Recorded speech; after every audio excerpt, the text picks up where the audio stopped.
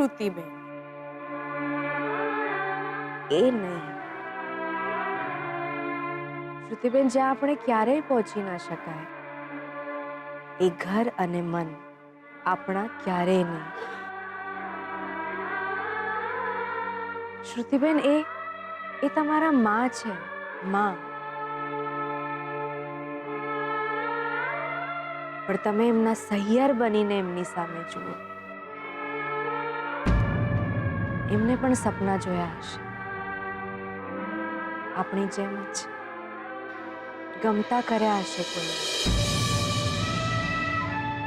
વિચાર્યું હશે કે આ માણસ મારું પોતાનું, આ ઘર મારું પોતાનું, આ મારી હથેળીમાં એ નામની મહેંદી મુકાશે. પણ પછી અચાનક જ ખબર પડે છે કે સાવ ખાલી છે આપણા હાથ, સાવ ખાલી.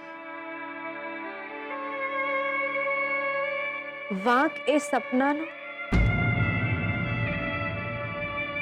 સપના તૂટી જાય તો વાંક એ આંખનો કે જેમણે એમને જોયા હતા, કે પછી એ જીવતરનો જેણે એમને ક્યારે પૂરા જ નહીં થવા દીધા.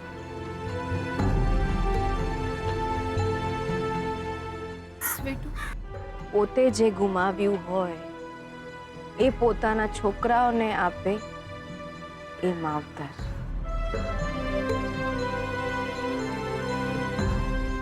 જે ઘરના આંગણે એમના કંકુ પગલા નહોતા પડ્યા, એ ઘરના આંગણે તમે દીવો કરશો તો એમના જ હૈયે અજવાળું થશે. શ્રુતિબેન,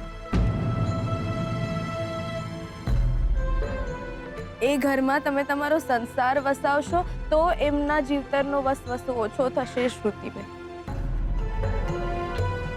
લગ્ન કરવાની ના પાડીને તમે એ વાત એમને ક્યારેય ભૂલવા નહીં દો. જે વાત યાદ કરીને આજે પણ દુખી થાય છે. નહીં શ્રુતિબેન, નહીં. એ ઘર, એ માણસો એમના ક્યારે હતા પણ નહીં અને થયા પણ નથી. માની જાઓ શ્રુતિબેન, માની જાઓ. લગ્ન કરવાની ના નહીં પાડો. હું હાથ જોડું છું. શ્રુતિબેન, તમારા હાથની મહેંદીમાં એ જ નામ લખાવું જોઈએ જે તમારા હૈયે છે.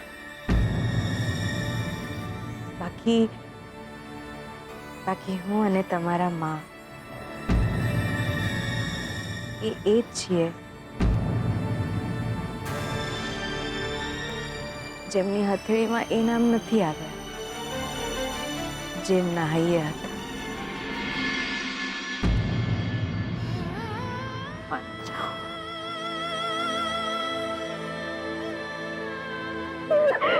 બસ શ્રુતિબેન, બસ.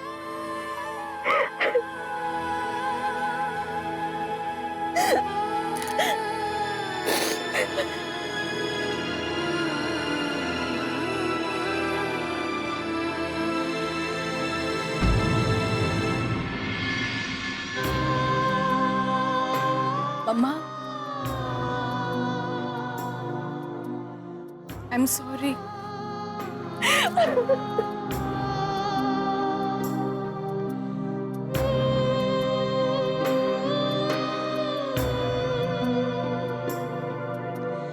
મમ્મા, તારા અધૂરા રહી ગયેલા સપના હું પૂરા કરીશ.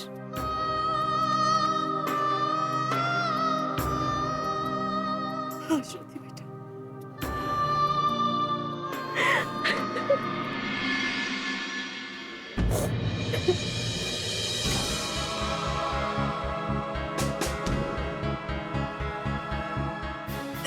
શ્રુતિ,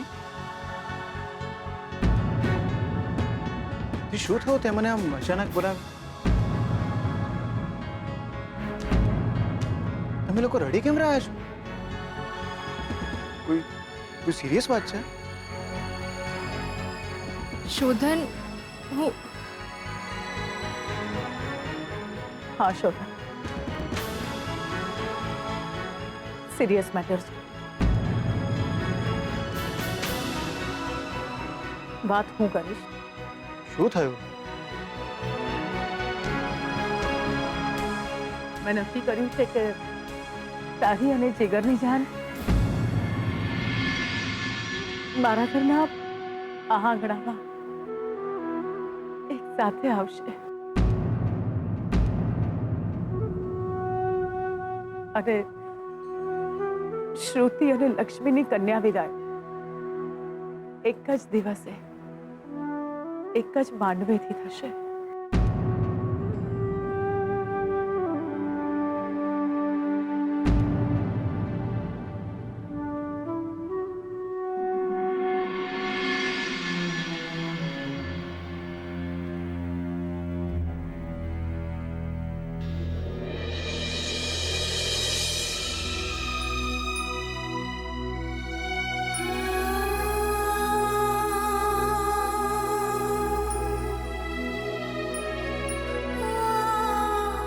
લક્ષ્મી,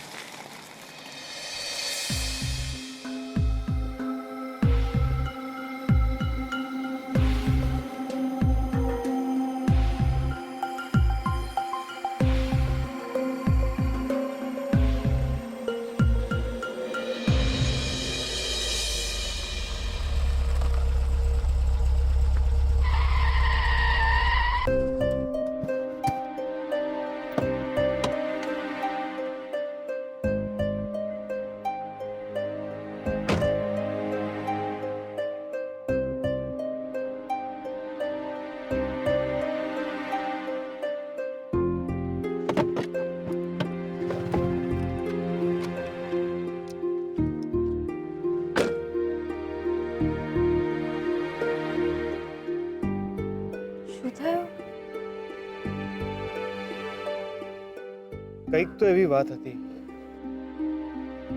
જે તમે કહી ના શક્યા અને શ્રુતિની મોંમાં કહ્યું નહીં. કંઈક તો એવું બનવાનું હતું જેના કારણે મારા અને શ્રુતિના લગ્ન અટકી છે. નહીતર તમે આમ મારી પાસે વચન માંગવા ના આવો. શ્રુતિ મને એમ કે કોઈ સિરિયસ વાત છે.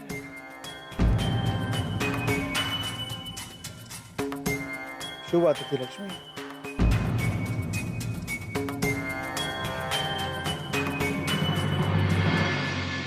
જે વાતો કહેવા જેવી ના હોય એ ના બોલાય તો જ સારું. વાત આજની કે કાલની નથી. કોઈ પણ પરિસ્થિતિમાં સંબંધ તૂટવો જોઈએ નહીં. એવું હોત તો આજે આપણે સાથે વાત.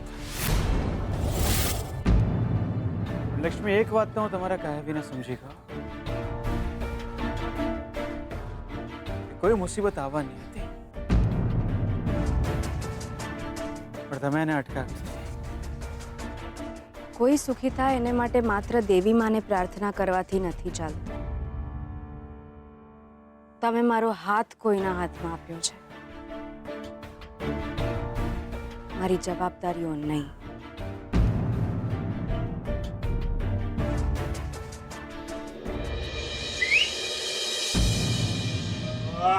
શું લાગે છે?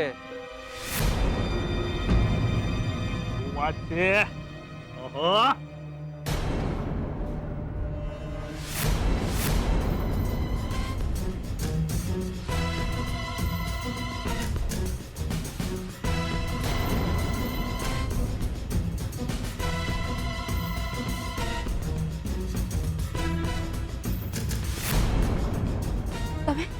તમે આ શું કરો છો? મારી વાત સાંભળો. સાંભળો.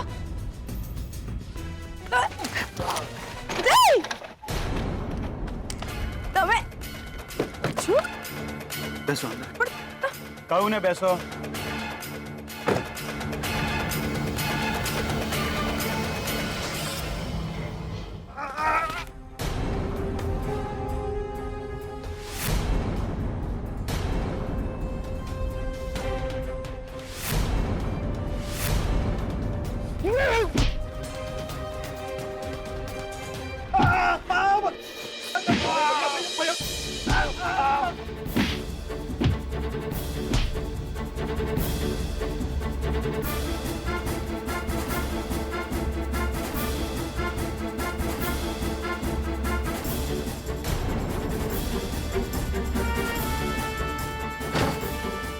તમે આમ આવી રીતે તમારો હાથ કોઈના હાથમાં આપ્યો છે? જવાબદારી નહીં.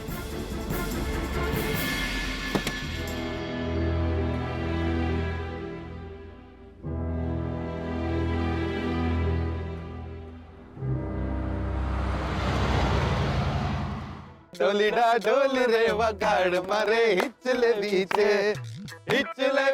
રે મારે ઘર पे जाऊं છે હિચલે બીચે ને મારે ઘર पे जाऊं છે ઢોલીડા ઢોલ રે વગાડ જીગલા જીગલા જીગલા મજા પડી ગઈ તે યાર. લક્ષ્મીએ તને લગ્ન માટે હા પાડી એ સાંભળીને મને એમ થાય છે કે હું એ તારી કાકીને છૂટાછેડા આપી દઉં. હે હે નહીં હા. અરે મારા હૈયે બી હિંમત આવી ગઈ છે. બીજી વાર સારા વાળી મળી રહેશે. તને મળી ગઈ છે તો મને લાગે છે કે મને મળી રહેશે.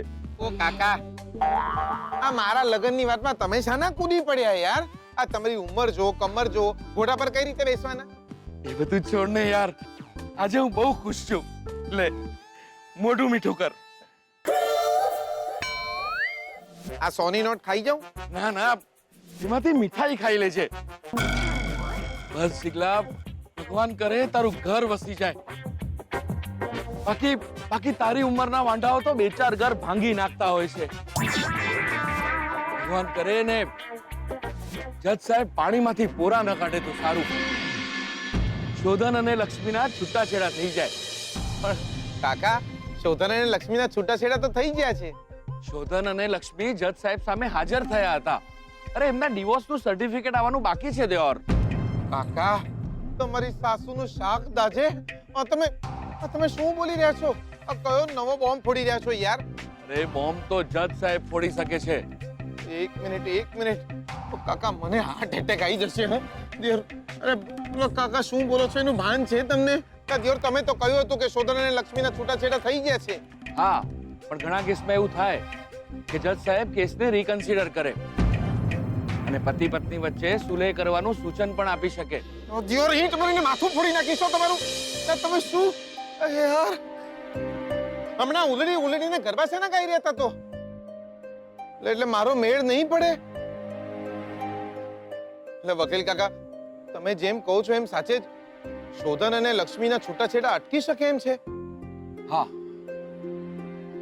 આલો આ રાખો આ પૈસા અને શોધન અને લક્ષ્મીના છૂટાછેડા થઈ જાય ને એ પછી જ મારું મોઢું મીઠું કરાવજો. જીગલા આવી મારામારી કરાય?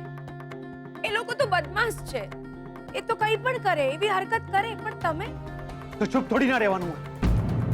તમારી સામે કોઈ આંખ ઊંચી કરીને જોશે તો તમે અને તો ભાગી ગયા છો. ઇધર મારીને હાથ પગ તોડી નાખે. આવા સંસ્કાર. અરે તમારી સામે આંખ ઊંચી કરીને જોવાની હિંમત પણ કેવી રીતે થઈ એમની?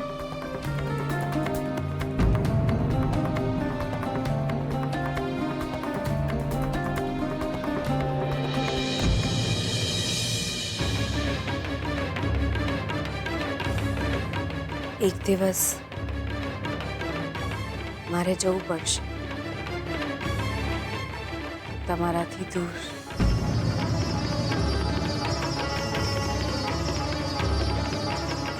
ત્યારે હું કઈ નથી જાણતો લક્ષ્મી. તમને તકલીફ પડશે કે તમારી સાથે કોઈ પણ માણસ આવી હરકત કરવાની કોશિશ પણ કરશે તો હું નહીં છોડું. હું મારીશ, બહુ મારીશ. એટલો હક નહીં હોય તમારો. હક તો આજે ક્યાં છે લક્ષ્મી? વાત અત્યારે હકની નથી, સંબંધની છે. આજે સંબંધ પણ તો નથી રહ્યો. અરે હક કે સંબંધ ભલે નહીં ના રહ્યા હો,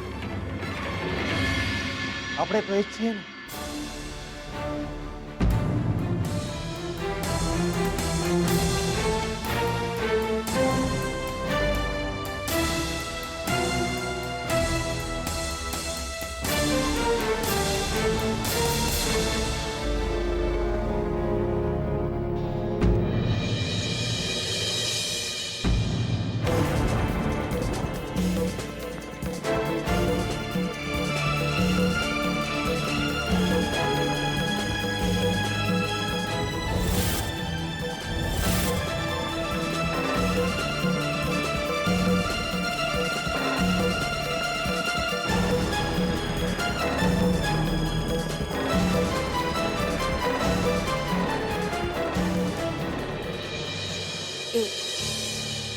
એમના હાથમાં વાગ્યું હતું તો સમજ્યા હવે બકા? આ મલમ લગાડવાથી વાગેલું મટી જાય? કેમ? મને વાગી છે ચચરીને. અરે ક્યાં? હૈયે. હાર્ટ હોય ને અહીંયા.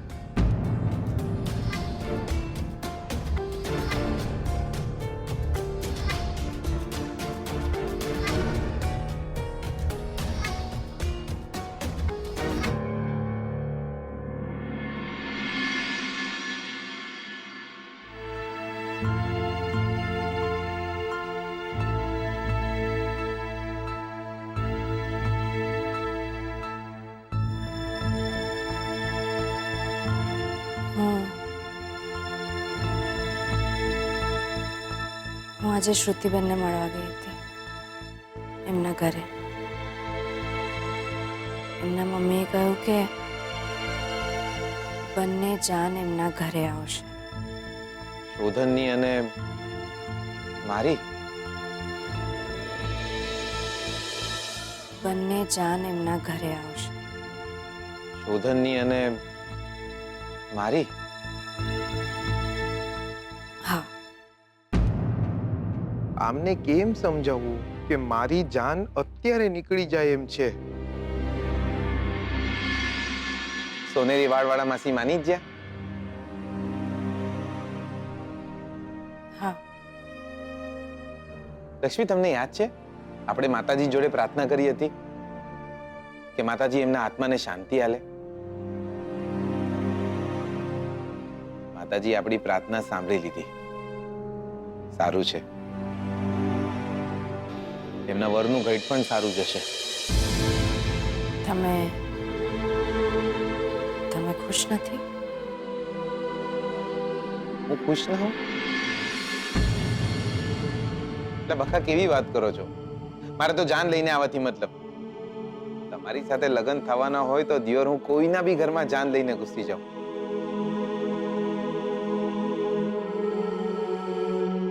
પણ લગ્ન થાય તો ને. તમને મારે લીધે ખોટું લાગ્યું છે ને? મેલો ને યાર. એમને હાથમાં વાગ્યું હતું ને એટલા માટે મને એટલે કે થાય હવે બકા. તમારા લગ્ન થયા હતા શોધન જોડે તો તમને એની ચિંતા થાય જ ને. એવા નાના મનનો માણસ નહીં હું. આપણા લગ્ન જેની જોડે થયા હોય એની ચિંતા તો હોય જ ને.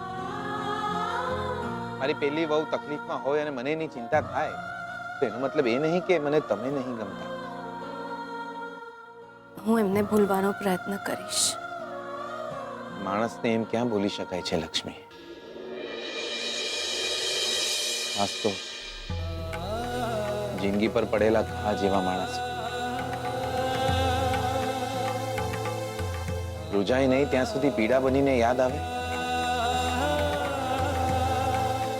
અને રૂજાયા પછી નિશાન બનીને.